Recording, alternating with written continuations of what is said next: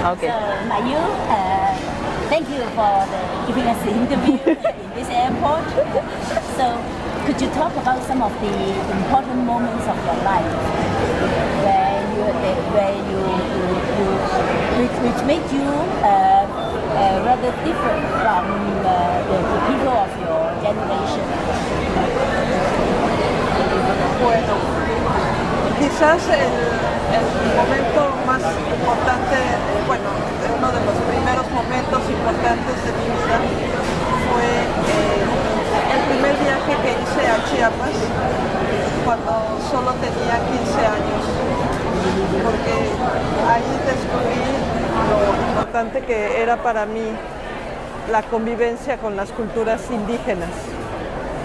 En ese momento que yo llegué de 15 años a Chiapas, nunca había vivido en ningún lugar fuera de la Ciudad de México y fue para mí una enorme experiencia ver cómo viven los campesinos, cómo viven los indígenas de Chiapas y su gran generosidad que me mostraban cuando me ofrecían de comer, cuando me ofrecieron sus casas, sin conocerme. Yo fui con un viaje de la escuela, estaba yo en secundaria y fue antes del 74, cuando yo fui por primera vez a Chiapas. Ese fue un momento que cambió mi vida porque dije, esto es lo que yo quiero hacer. Yo quiero trabajar toda mi vida con los indígenas.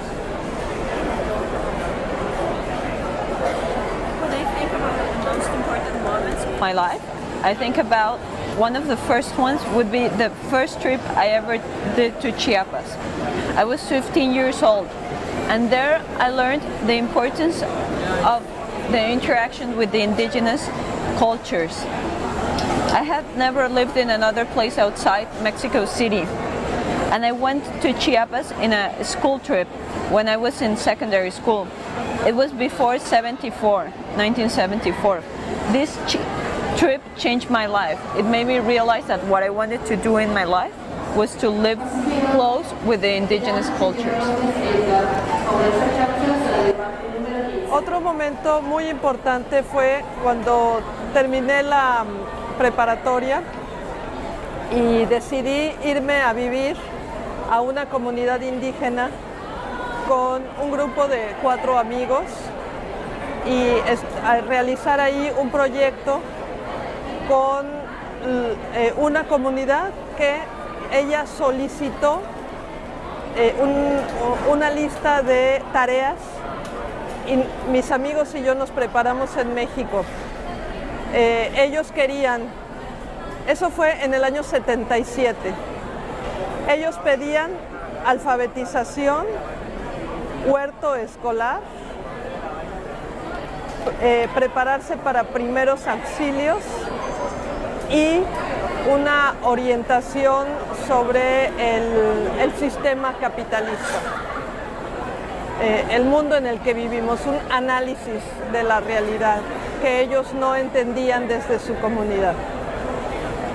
Esto lo pudimos hacer gracias a la ayuda de Juan, mi esposo, que ya vivía en Chiapas y él platicó con la comunidad, habló con los habitantes de la comunidad y les dijo qué querían de nosotros. Ellos dieron esas tareas y éramos 4 amigos y cada uno se hizo responsable de un área. Uno de la educación, de la hortaliza escolar, otro de los primeros auxilios y otro del análisis de la realidad.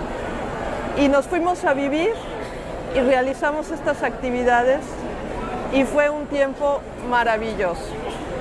Fueron 2 meses y medio en los que yo escribía cartas a mi casa diciendo soy feliz, esto es mi mundo y aquí quiero continuar. Ese fue un momento importante también donde decidí que eso definitivamente sería mi futuro. Pero después tuve que volver a... When she finished high school, she went to live in an indigenous community. Oh, I'm sorry. So, when she finished high school, she went to live in an indigenous community in Chiapas with 4 other friends.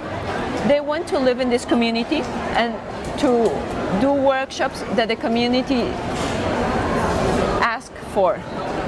This was in the years 1977. The workshops that the community asked for were about literacy, teaching people how to read and write. They also wanted to be taught some first aid knowledge. They wanted to know how to make a school crop, how to grow food in the school, and they wanted to have some orientation about the capitalist system because they're foreigners to this system. With the help of Juan, his husband, he was the one who spoke to the community and made the list of the things the community wanted. And each of her friends took charge of one of the subjects, was either the school or the reality of the analysis of the reality or the school crop. And during this time, she remembers she wrote letters to her family in Mexico City saying, "I'm happy. This is where I'm supposed to be. This is a clear sign of where I'm supposed to be in the future." And this period of time lasted for 2 months and a half.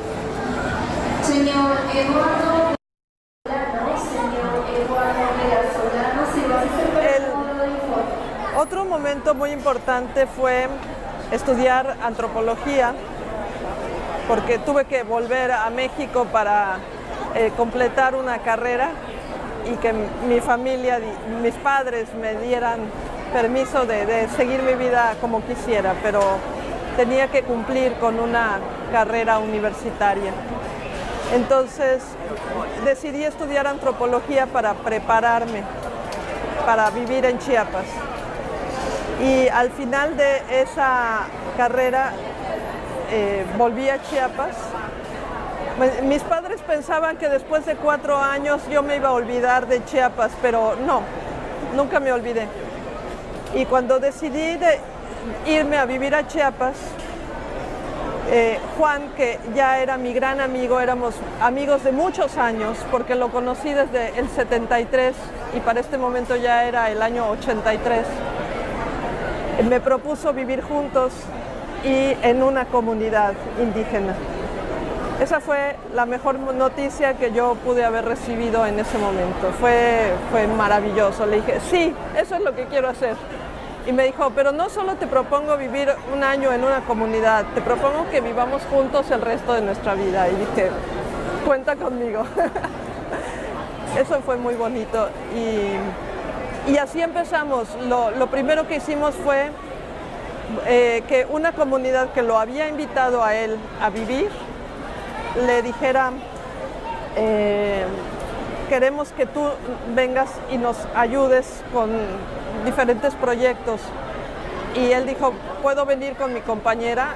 Y le dijeron, claro, porque de esa manera vas a estar más contento y no te vas a querer ir pronto. Entonces ya nos fuimos los dos, nos hicieron una casita como igual que la que ellos tienen y nos fuimos a vivir ahí. No fue 1 año, fueron casi 3 años que estuvimos viviendo ahí. Could you describe a little bit about the community?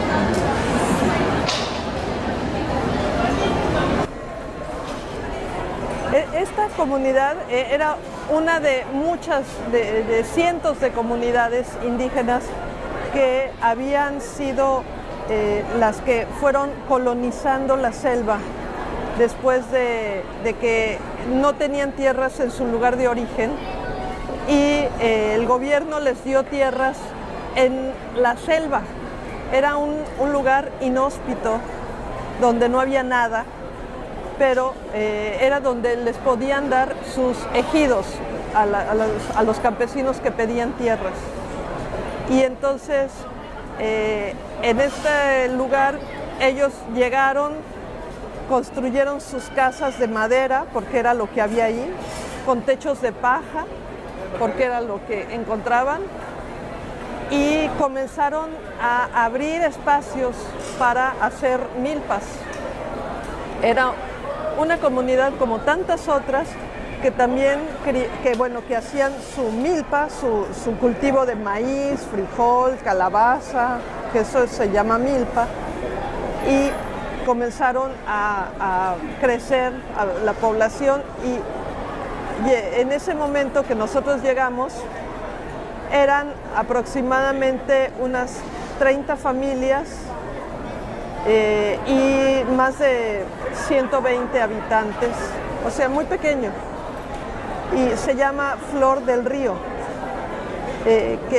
y porque pasa a un lado el río de esta comunidad, que es su mayor riqueza, porque tener un río cerca era maravilloso para poder obtener el agua que necesitaban para hacer su vida. Y también tenían, buenas tierras, sembraron árboles frutales, piñas y plátano, naranja. Bueno, la verdad es que cuando nosotros llegamos, ellos ya tenían pues tal vez 2 generaciones viviendo ahí y estaban bien acomodados. Pero lo que pedían era también alfabetización y análisis de la realidad, pero sobre todo una asesoría, porque ellos decían, nosotros somos personas que ayudamos unos a otros y siempre tratamos de apoyarnos, pero cuando vendemos nuestro café nos roban. Sabemos que nuestro cultivo para vender es el café, pero no entendemos por qué en el mundo que no es campesino se puede robar y se puede hacer esto. ¿Por qué siempre nosotros como campesinos salimos perdiendo? Entonces esa fue una de las cosas que pedían las personas. How the church became involved in the communities, because somehow Juan being there, it was also related to the church, and maybe a little bit about the liberation theology. Sí, claro, la Iglesia Católica tenía mucha presencia en esos lugares.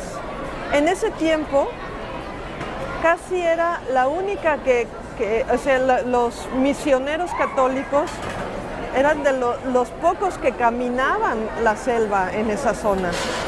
En general no llegaban más que los que hacían como el trabajo de cuidar la salud contra el paludismo. Les llamaban los rociadores porque fumigaban las casas. Solo misioneros y fumigadores del paludismo eran los únicos que llegaban a esos lugares.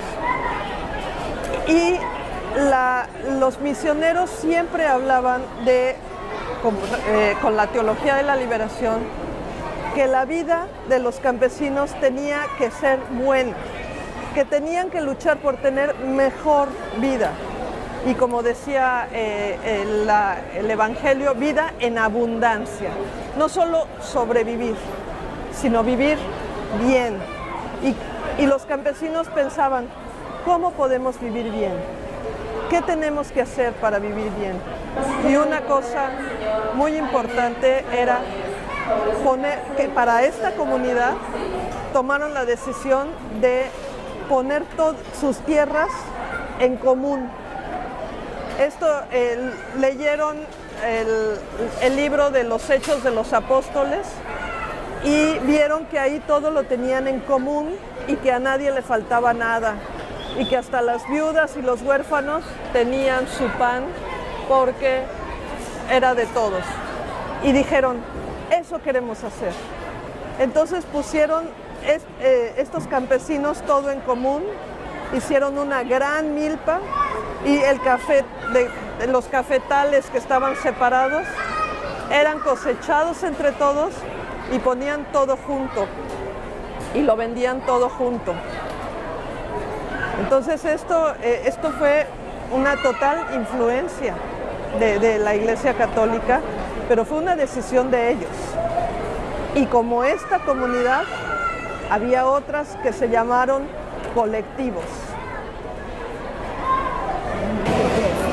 But so if not for the church and the people who, like Juan and Joe, who are going there to go, so the villagers, the community would have done it on a family basis and may not be able to produce so well.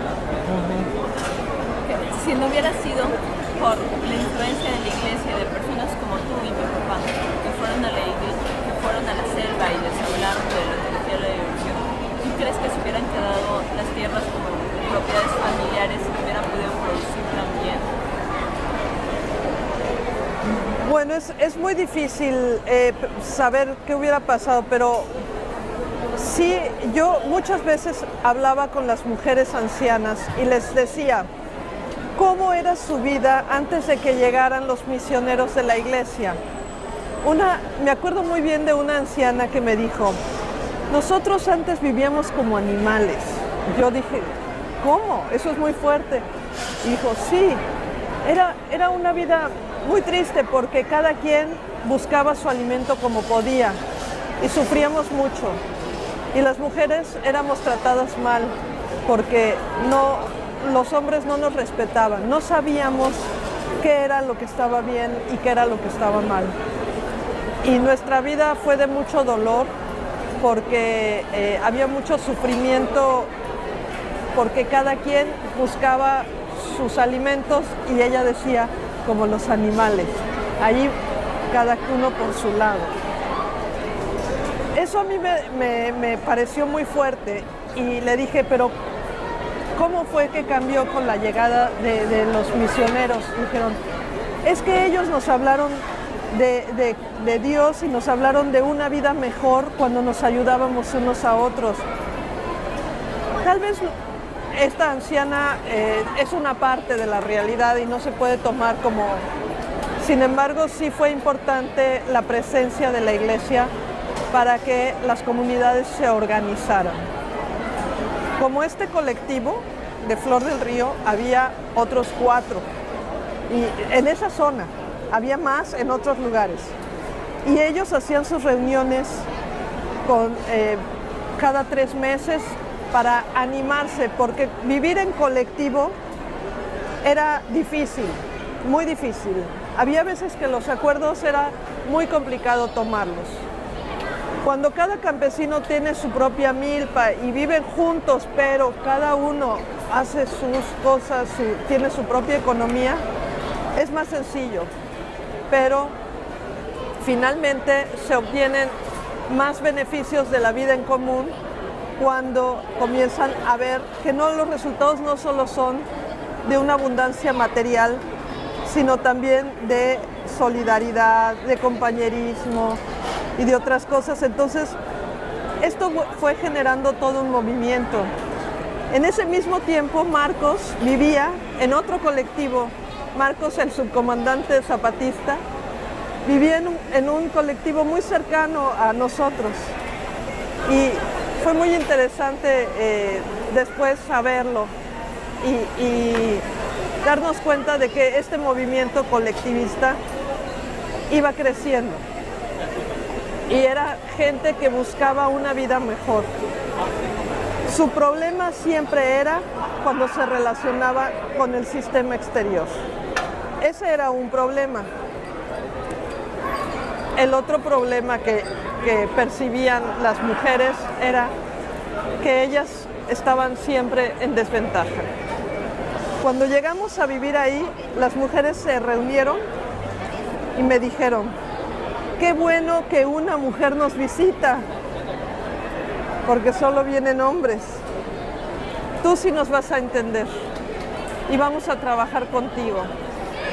Y ahí empezó mi trabajo con mujeres.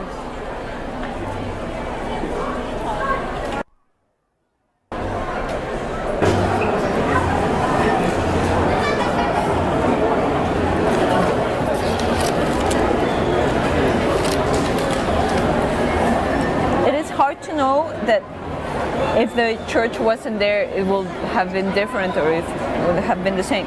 But she remembers very clearly this elder women who she was talking to one time, and she asked her how was life before the church came, and she said very strong words. She said, we lived like animals. Each one was looking for their own food and had to manage however they could. And it was also very hard because men didn't respect the women, and they didn't know how to tell right from wrong. When the missioners came, they started speaking to them about a better way of living and a better life. So maybe it was just this woman's point of view, but it was very important. And the role of the church was very important. During this time, there were 4 other collectives, like the one that was Flor del Río. These 4 collectives used to have meetings every 3 months because it's very difficult to live as a collective. It was difficult to reach agreements and to resolve conflicts.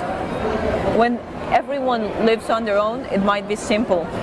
But living as a collective gives you more benefits. Benefits like solidarity and brotherhood between the communities. During this time, Marcos, the sub-commander Marcos, was also living in a community nearby while they were living in this community, in another nearby collective. So it was interesting to see how the collective movement was growing.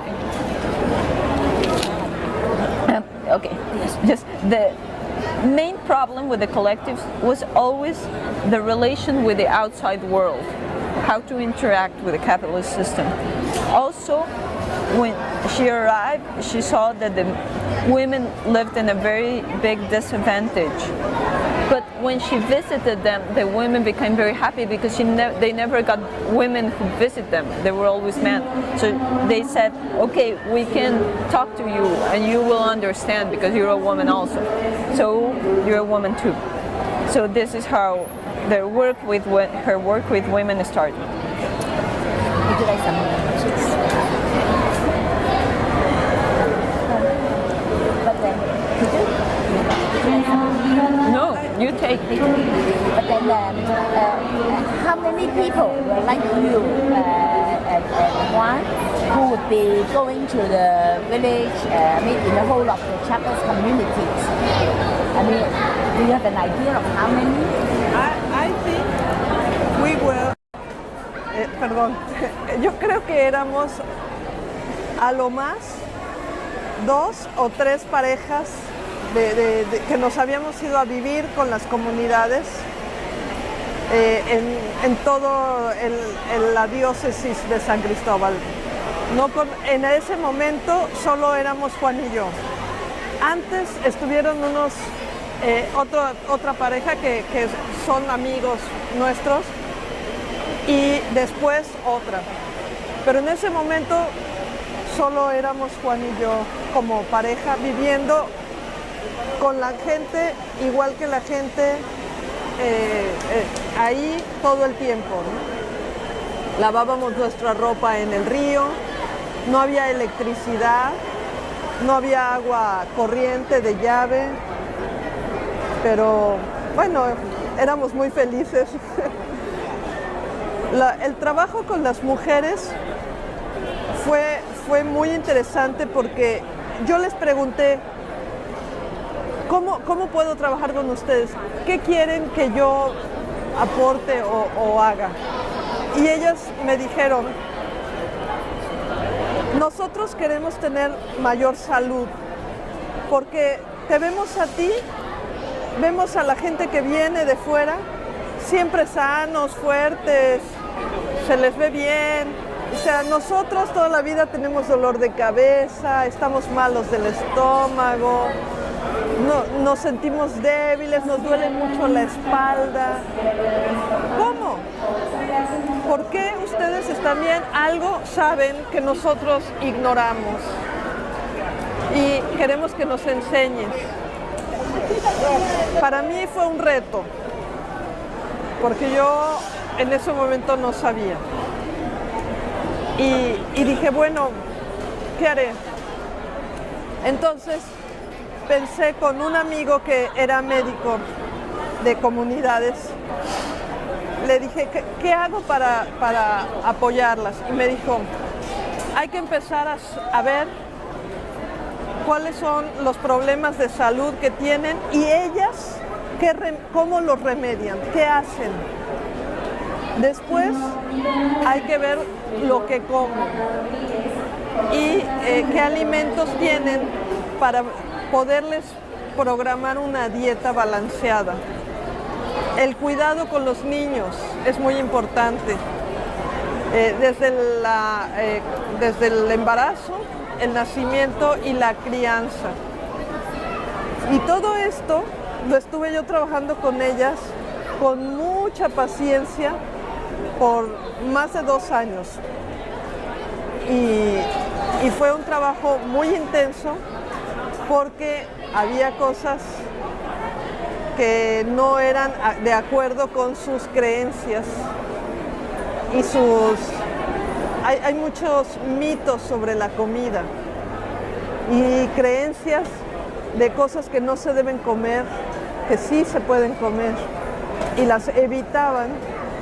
Entonces, cuando yo les decía, es muy bueno comer piña en la mañana, ellas decían, no, es fría, no se puede comer.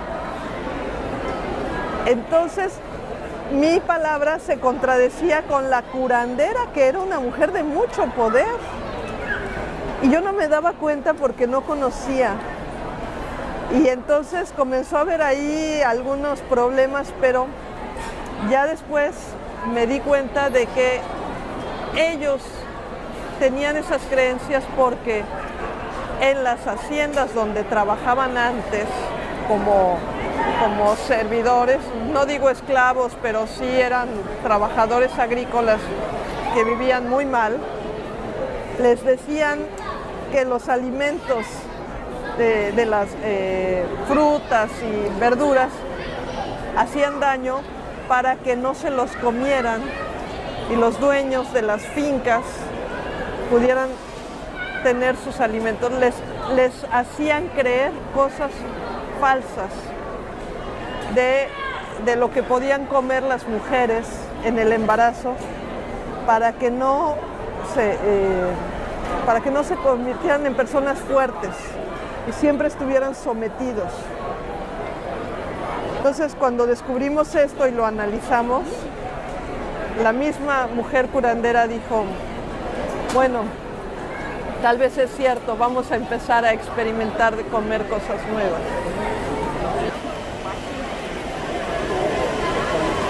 Mientras yo trabajaba con las mujeres, que era solo en algunos momentos del día porque ellas siempre estaban muy ocupadas, Juan trabajaba en la escuela con los niños.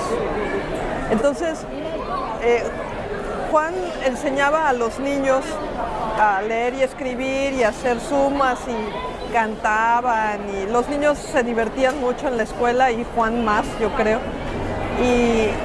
Y también yo al mismo tiempo estaba trabajando, preparando mi trabajo con las mujeres. Esto en realidad era el trabajo que hacíamos separados, porque cuando era la asamblea donde nos juntábamos, que era generalmente en la ermita o la pequeña iglesia de la comunidad, trabajábamos juntos con todas las familias. Y ahí era donde reflexionábamos sobre la realidad, que es parte de hacer teología de la liberación. Entonces, ahí Juan era sumamente respetado por todos los hombres y mujeres. Y yo era como la que acompañaba a Juan, como una persona que no tenía importancia, pero que estaba ahí porque Juan, que era el importante, tenía que estar ahí. En ese tiempo yo comencé a sentir, bueno, fue la primera vez que yo sentí esta diferencia de género de forma fuerte, agresiva a veces. Como a veces de algo que yo opinaba, decían que lo había dicho Juan. Perdón. O tal vez cuando yo hablaba nadie miraba y a veces hasta me interrumpían y comenzaban a hablar al mismo tiempo otra persona en la asamblea, porque yo no era nadie, ¿no? Pero no solo yo, todas las mujeres.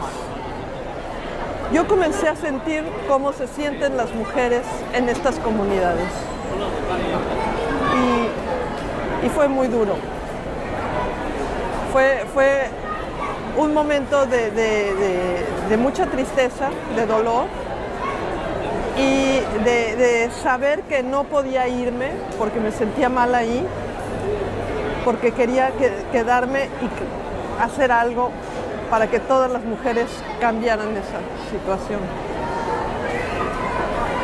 Y bueno, pues esto también con Juan, lo hablé con Juan y lo trabajamos juntos. Bueno, pues algo que ayudó mucho a cambiar las cosas fue que Juan hacía tareas que normalmente solo hacían las mujeres, porque iba conmigo al río a lavar la ropa y lavábamos los dos nuestra ropa, y eso solo lo hacían las mujeres. Él iba por agua al río y traía agua en un cántaro que cargaban con una cosa que llaman mecapal, con la cabeza, llevándolo. Y Juan no me dejaba a mí ir por el agua porque era muy pesada, no quería que yo me fuera a enfermar. Y las mujeres lo veían a él cargando el agua y de verdad les daba como a la vez risa y a la vez preocupación porque era una tarea femenina. Pero esto comenzó a cambiar a los hombres, a decir, también nosotros podemos hacer eso y no dejamos de ser hombres por ello, ¿no? También Juan comenzó a hablar a favor de las mujeres.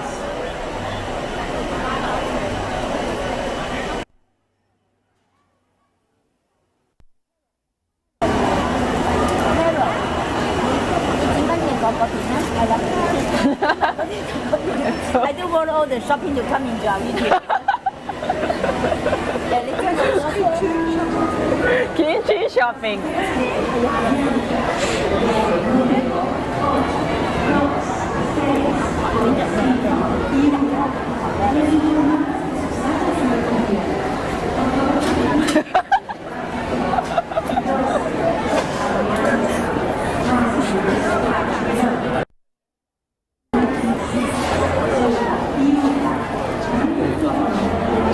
Okay. Yes. So the situation started changing because they did a lot of things that in the community weren't used to. For example, they went together to wash the clothes in the river, and the women never saw this because it was usually only women's work, and Juan will go with them. Also, Juan was the one who went for water to the river, and he was the one who carried the big bowls of water because he was worried that if she carried that much weight she will get hurt. And the women saw him and they will laugh. But also it raised a concern in them. This also changed men because it showed them that they could also do these things. Also, Juan spoke to the women and they started to the men about how they treated women.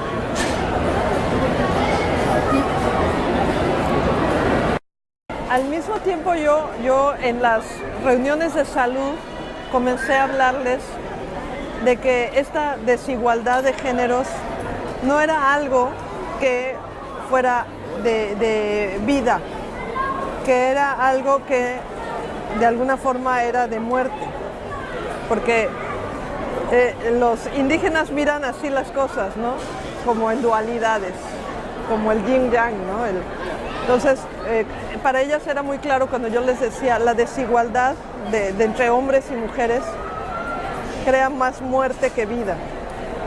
Tenemos que buscar ser mujeres que tenemos pensamientos, y esto pues ayudó mucho a que las mujeres jóvenes comenzaran a pensar diferente y a hacer parejas con sus compañeros, sus esposos, de manera diferente. Y en realidad lo que fue más importante fue, después de todo este tiempo de estar analizando lo de la venta del café y la injusticia social, ellos veían que los problemas internos podían resolverlos y estaban muy bien ahí, pero que necesitaban vender para poder tener ingresos, de poder comprar lo que no podían ellos hacer, ropa, zapatos, herramientas, trastes de cocina. Entonces, ahí ese fue un momento importante porque los colectivos reflexionaron, este problema no lo podemos resolver, no está en nuestras manos. Esta injusticia social viene de arriba y nos golpea a nosotros que somos los que estamos hasta abajo de la sociedad. Y ahí comenzaron las reflexiones de algo tenemos que hacer para cambiar. Y esto no lo vamos a cambiar de manera tranquila, hablando con los compradores de café, ni tampoco diciendo que nos traten mejor, no. Ahí fueron surgiendo las semillas del zapatismo, en la reflexión de la realidad y en la búsqueda de una vida mejor.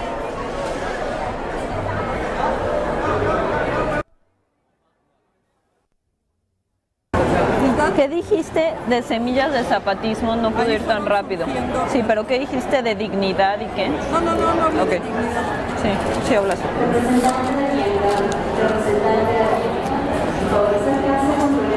In the health meetings I had with the women, I told them that these gender differences were not something that produced life. It was something that produced death.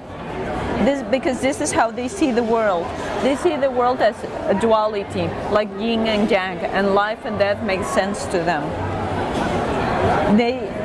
She encouraged them to feel themselves as thoughtful and intelligent women.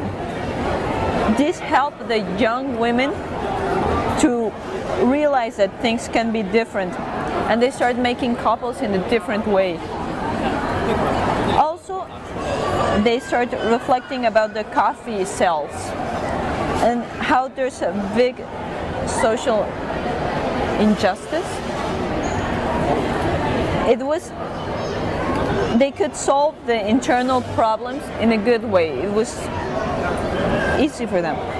But when it came to selling the coffee, it was something they needed to do because they needed money to buy things that they couldn't produce, like tools for the land and dishes to put food on. This they couldn't produce, but it was something difficult. And they discovered that this injustice comes from above and hits them because they're the ones in the lowest part. And they started reflecting that they couldn't change this just by calmly talking to the person who bought their coffee or to the government. They will have to do something. And this was the seeds of Zapatismo. How do you know that Marcos was in a nearby community? Bueno, nosotros nos enteramos, Juan y yo nos enteramos que alguien vivía en uno de los colectivos vecinos muy cerca de nosotros, porque en una reunión de los colectivos tocó en ese lugar que se llama Guadalupe Tepeyac. Entonces, un grupo de campesinos no asistió a la reunión y estaban en otra reunión paralela, lo que era muy raro, porque eran colectivos que toda la comunidad participaba. Y entonces hubo unos que explicaron que estaban arreglando asuntos muy importantes. Ahí comenzamos a decir que algo raro está pasando. Después ya hubo algunas personas que sí sabían, dentro de la comunidad donde nosotros vivíamos, que nos dijeron que estaban preparando un levantamiento y que querían que fuera armado, que ya estaban cansados de pedir las cosas por medios pacíficos y que se estaba pensando en un levantamiento armado, pero no sabían cuándo iba a ser. Cuando fuimos después entrando en conclusiones, nos dimos cuenta de que esa reunión paralela estaba pues planeando esto, que era muy importante porque empezó con los colectivos donde tenían todo en común, donde más se reflexionaba sobre este tema. Y ya después, cuando fue el levantamiento del 94, que eso ya fueron como 8 años después, Marcos dijo, yo viví en Guadalupe Tepeyac. Y dijimos, claro. Yo tuve ocasión de saludar a Marcos y decirle, tú y yo fuimos vecinos. Y me dijo, ¿cómo? Le dije, yo vivía en Flor del Río con mi esposo, con Juan. Dijo, oí hablar de ustedes. Dice, qué bueno. Ese trabajo que ustedes hacían era importante, ¿no? Entonces ahí fue donde nos dimos cuenta. Le dije, bueno, algún día cuando pase todo esto, tomaremos un café. Esto ya nunca pasó por toda la persecución, pero así nos dimos cuenta. Pero lo importante es que todos teníamos el mismo pensamiento, que era que había que cambiar la realidad. La opresión de los campesinos era perversa y no tenía límites. El gobierno no hacía nada y las mujeres también estaban muy desesperadas. Entonces fue cuando todo esto ya se comenzó a cocinar, ¿no? Se comenzó a planear a lo largo de una década, porque las armas y todo lo que tuvieron que comprar tenían que gastar mucho dinero. Well, Marcos was also maybe one of the last two questions. Don't worry about it. But then Marcos also emphasized a lot about the gender question. So was he doing also something similar among the women of the communities that you were also trying very hard to try to address? A ver, lo último, Marcos. Que Marcos también habla de las situaciones de género. Entonces su pregunta es saber si él también estaba haciendo algo como lo que tú estabas haciendo con el trabajo de género en sus comunidades. Pues el trabajo de Marcos el trabajo de Marcos estuvo muy enfocado en combatir la injusticia. Y una de las injusticias que se viven a diario en las comunidades es la injusticia de género, por la desigualdad de trato. Y en ese aspecto él dijo algunas palabras. El problema es que él como hombre no podía sentir lo que sentimos las mujeres como no pueden sentir muchas personas que no son indígenas la discriminación que sienten los indígenas. Lo que sí es muy importante hacer énfasis es que mientras estaba cocinándose el movimiento zapatista, estaban entrando muchas mujeres a trabajar de organizaciones y de la iglesia con grupos de mujeres en las comunidades y las invitaban a ir a reuniones afuera de las comunidades, en reuniones de zonas. Esto fue lo que movió a muchas mujeres a pensar sobre su realidad. Fue principalmente un trabajo de estar ahí presente con las mujeres por muchos años para que entendieran que la forma de trato que ellas merecen es igual que el de los hombres, la misma dignidad, y que ellas como mujeres son personas que merecen todo respeto. Lo que era muy importante entender era esta realidad que viven como mujeres, pues digamos, no es explotada, es otra la palabra, como mujeres que no son tratadas correctamente.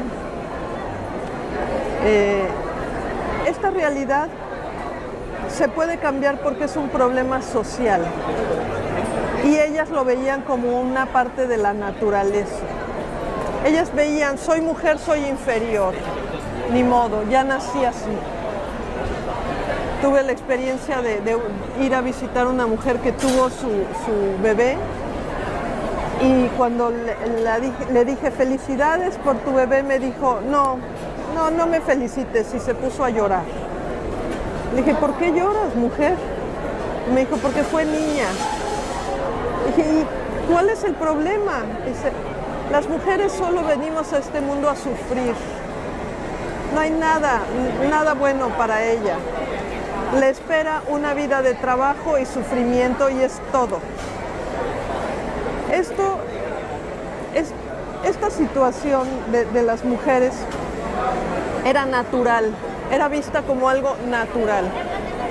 Y fue mucho trabajo de muchas mujeres que llegaron, misioneras, activistas, feministas, de todo, que fueron cambiando el pensamiento de las mujeres. Y claro, después cuando las mujeres zapatistas invitaron a una convención de mujeres, todas estas llegaron y todo esto hizo que pusieran sus reglas muy claras y que están escritas muy claramente, digamos, en un decálogo que dice: queremos igual trato que el hombre, queremos que nuestras hijas vayan a la escuela, que nuestras hijas se casen con el hombre que elijan, queremos el mismo salario por el mismo trabajo.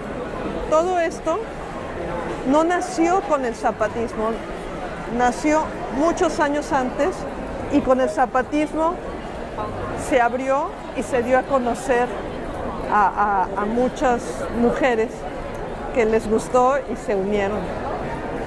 Pero fue un trabajo muy lento, fue de mucha paciencia. Last question is, well, we talk about the young women, and so, but then some people, when they go to the communities, they will see that, oh, it is very difficult materially, it's poverty, and yet you talk about living well living. So I know you have written about well living. So how would you respond to these skepticisms? that you talk about good living, but actually it's very primitive. Actually, nobody would really want to stay there, and all young people would want to go out and leave the place. Bueno, a ver, déjame pensar un poco.